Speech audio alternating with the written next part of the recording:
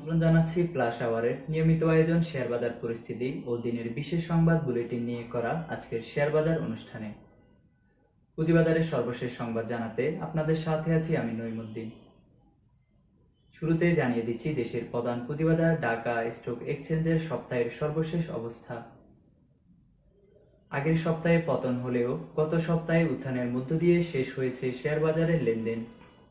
গত সপ্তাহে শেয়ার বাজারে সবগুলো সূচক বেড়েছে, সেই সাথে বেড়েছে শেয়ার বাজার প্রতিষ্ঠানের শেয়ার ও ইউনিট দর। তবে ডিএসইতে টাকার পরিমাণ লেনদেন কমেছে।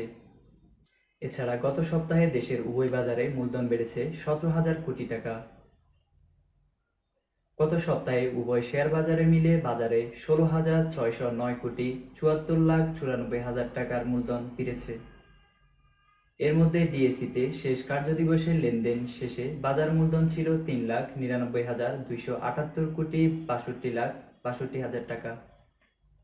আর প্রথম কার্যদিবস লেনদেন শুরুর আগে বাজার মূলধন ছিল 3,90,533 কোটি 56,48,000 টাকা। এতে সপ্তাহের ব্যবধানে ডিএসইর বাজারে 8,745 কোটি 6,04,000 টাকার মূলধন বেড়েছে। আর সিএসইতে শেষ কার্যদিবস লেনদেন শেষে বাজার মূলধন ছিল 3,29,082 কোটি 49,10,000 টাকায়। আর প্রথম কার্যদিবসে লেনদেন শুরুর আগে বাজার মূলধন ছিল 3,21,217 কোটি 72,20,000 টাকায়। এতে সপ্তাহের ব্যবধানে সিএসইর বাজারে 7,864 কোটি 68,90,000 টাকা মূলধন বেড়েছে। গত সপ্তাহে 5 কার্যদিবসে ডিএসই 3,897 কোটি 99,01,893 কোটি টাকার লেনদেন হয়েছে, যা আগের সপ্তাহ থেকে 11 কোটি 11,37,013 টাকা বা 0.28% কম হয়েছে। ডিএসইতে গড় লেনদেন হয়েছে 779 কোটি 59,80,379 টাকার। আগের সপ্তাহে গড় লেনদেন হয়েছিল 781 কোটি 82,07,781 টাকার। অর্থাৎ সপ্তাহের ব্যবধানে ডিএসইতে গড় লেনদেন 2 কোটি 22,27,402 টাকা কম হয়েছে। সপ্তাহ শেষে ডিএসইর প্রধান সূচক ডিএসইএক্স 105.75 পয়েন্ট বা 2.17% বেড়ে দাঁড়িয়েছে 4,974.84 পয়েন্টে।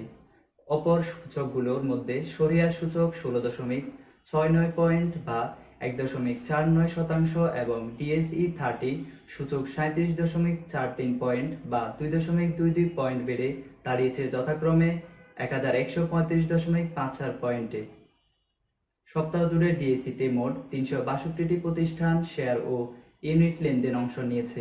প্রতিষ্ঠানগুলোর মধ্যে দর বেড়েছে 206টি বা 56.90%, কমেছে 80টি বা 24.31% এবং অপরিবর্তিত রয়েছে 86টির বা 18.78% শেয়ার ও ইউনিট দর। অপর শেয়ার বাজার সিএসইতে গত সপ্তাহে টাকার পরিমাণ লেনদেন হয়েছে 125 কোটি 9,34,804 টাকার। আর আগের সপ্তাহে লেনদেন হয়েছিল 87 কোটি 57,02,889 টাকার। সপ্তাহের ব্যবধানে সিএসইতে লেনদেন 37 কোটি 52,33,915 টাকা বা 42.84% বেড়েছে।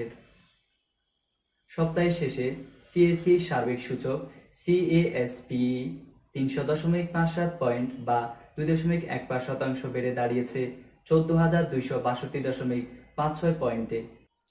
সিএসির অপর সূচকগুলোর মধ্যে সিএসিএক্স 180.69 পয়েন্ট বা 2.14%, সিএসই 30 সূচক 124.26 পয়েন্ট বা 1.10%, সিএসই 50 সূচক 19.11 পয়েন্ট বা 1.89% এবং সিএসই 23.93 পয়েন্ট বা 2.62% বেড়ে দাঁড়িয়েছে যথাক্রমে 8,587.22 পয়েন্টে, 11,376.41 পয়েন্টে।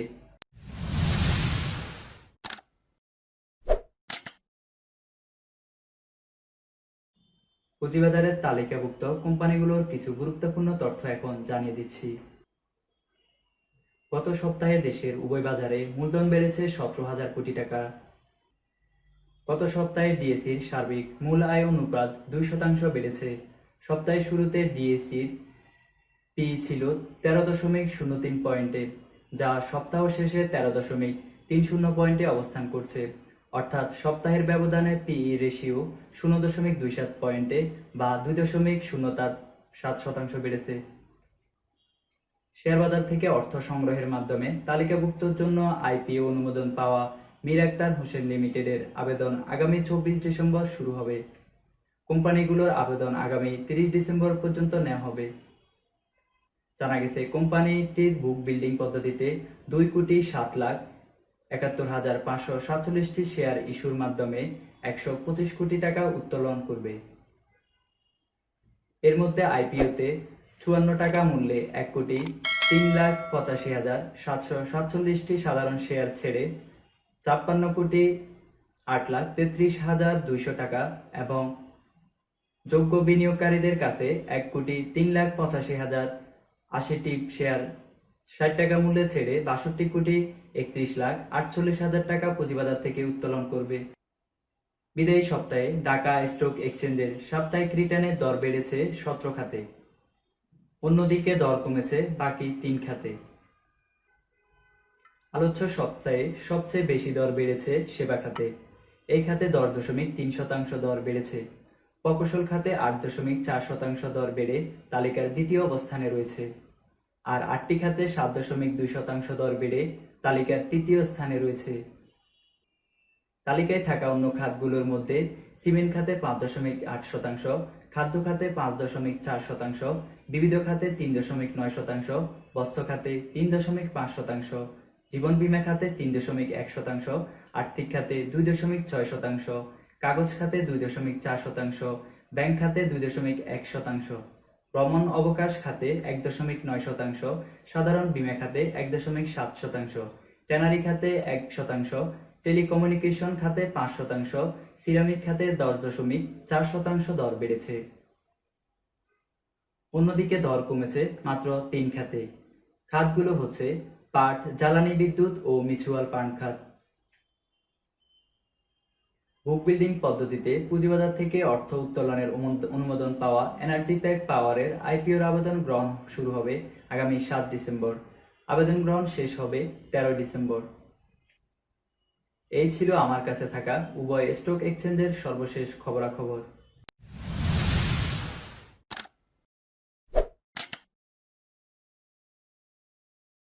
প্রধানমন্ত্রী শেখ হাসিনা বলেছেন, শৃঙ্খলা হচ্ছে সৈনিকের মূল পরিচিতি।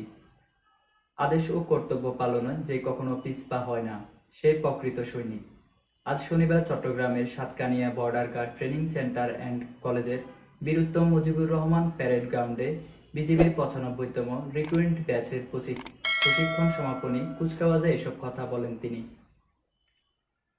এ সময় বিজিবির সার্বিক উন্নয়নে বর্তমান সরকারের বাস্তবায়িত বিভিন্ন কর্মকাণ্ডের কথা উল্লেখ করেন প্রধানমন্ত্রী।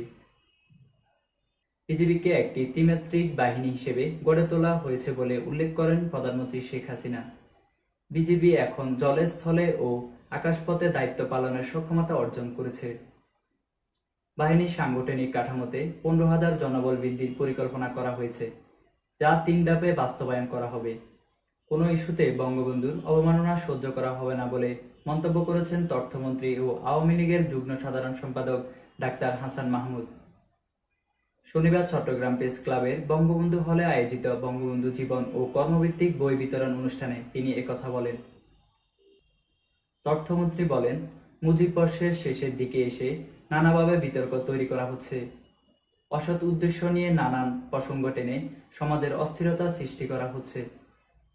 যারা সমাজকে পিছিয়ে নিতে চায় এবং তাদেরকে পৃষ্ঠপোষকতা করছে, তাদের বিরুদ্ধে সোচ্চার হতে হবে।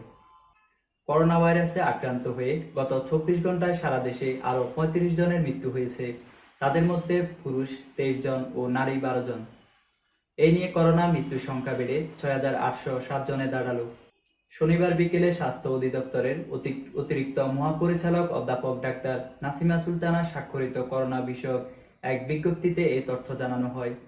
এতে বলা হয়, গত 24 ঘন্টায় 118টি ল্যাবরেটরিতে 13,540টি নমুনা পরীক্ষা করা হয়। এই নিয়ে মোট নমুনা পরীক্ষার সংখ্যা দাঁড়ালো 28,49,951টি। এ সময় আক্রান্ত হিসেবে নতুন করোনা রোগী শনাক্ত হয়েছে আরও 1,888 জন। এই নিয়ে দেশের মোট করোনা রোগীর সংখ্যা দাঁড়ালো 4,75,879 জনে।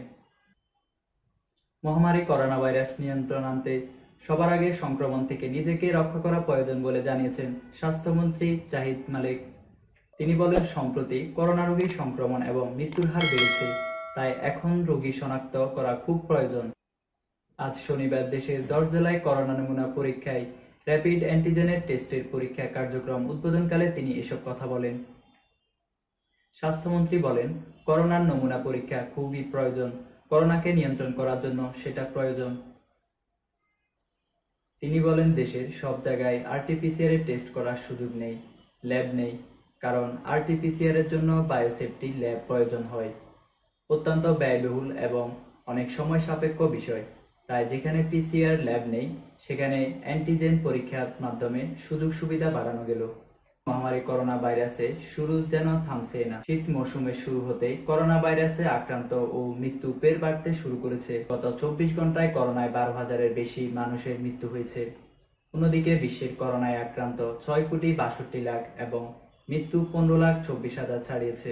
ওয়ার্ল্ডোমিটারের তথ্য অনুযায়ী শনিবার সকাল 10টা 58 মিনিট পর্যন্ত বিশ্বে করোনা আক্রান্ত হয়েছে 6,42,30,912 জন।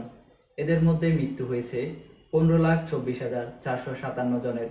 সুস্থ হয়েছেন 4,58,12,405 জন। করোনা ভাইরাসের দ্বিতীয় ঢেউ সামলাতে আগামী শনিবার থেকে বিদেশ ফেরত যাত্রীদের কোভিড-19 নেগেটিভ সনদ বাধ্যতামূলক করা হয়েছে। বাংলাদেশে বেসামরিক বিমান চলাচল কর্তৃপক্ষের নতুন নির্দেশনা এই বাধ্যতামূলক জারি করা হয়েছে। নির্দেশনায় বলা হয়েছে, আগামী শনিবার থেকে দেশে আসতে চাইলে যাত্রীদের অবশ্যই 72 ঘন্টার আগে করোনা মুক্তি সনদ লাগবে। যেসব যাত্রী সনদ জোগাড় করতে পারবে না, তাদের টিকিট ভিসা থাকলেও বোর্ডিং কার্ড ইস্যু করবে না সংশ্লিষ্ট এয়ার লাইসেন্স। গুগল ম্যাপে যুক্ত হয়েছে নতুন ফিচার। গুগল ট্রানজিট নামে নতুন এই ফিচারের মাধ্যমে রাজধানীতে চলাকালীন বাস ও ট্রেনের রুট, স্টপের ভ্রমণ, আনুমানিক সময়ও জানতে পারবেন ব্যবহারকারীরা। বৃহস্পতিবার থেকে রাজধানীতে চলাচলকারী বাস ও ট্রেনের জন্য প্রাথমিকভাবে গুগল ট্রানজিট ফিচার চালু হয়েছে। এর মাধ্যমে গুগল ট্রানজিট ব্যবহারকারী জানতে পারবেন বাস স্টপেজ কোথায়, কত দূরত্বে, কত সময় লাগবে গন্তব্য যেতে, কোন বাসে উঠতে হবে, কোন পথে যেতে হবে, কোন স্টপে থামতে হবে, নির্ধারিত গন্তব্যের ভাড়া কত, আনুমানিক দূরত্ব, এমনকি কত সময় লাগবে তাও জানাবে গুগল ট্রানজিট। নিষেধাজ্ঞা কাটিয়ে ফের কেন্দ্রীয় চুক্তিতে ফিরছেন সাকিব আল হাসান। আসন্ন ওয়েস্ট ইন্ডিজ সিরিজ থেকেই সাকিব ফিরছেন বলে জানিয়েছেন বাংলাদেশ ক্রিকেট বোর্ডের পরিচালক কমিটির চেয়ারম্যান আকরাম খান। জুয়াড়ির কাছ থেকে ম্যাচ পাতানোর প্রস্তাব পেয়ে গোপন করা আইসিসি কর্তৃক 1 বছর নিষিদ্ধ হওয়ার পর সাকিবকে কেন্দ্রীয় চুক্তি থেকে বাদ দেয় বিসিবি। সাধারণত আন্তর্জাতিক ও ঘরোয়া ক্রিকেটের পারফরম্যান্স বিবেচনায় খেলোয়াড়দের কেন্দ্রীয় চুক্তিতে যুক্ত করা হয়, কিন্তু আকরাম খান জানিয়েছেন সাকিবের ক্ষেত্রে এমনটা করা হবে না। তিনি বলেন, সে যখন থেকে জাতীয় দলের হয়ে খেলা শুরু করবে তখন থেকেই তাকে চুক্তিতে অন্তর্ভুক্ত করা হবে।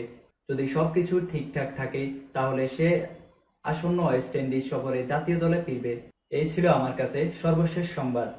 ধন্যবাদ সবাইকে।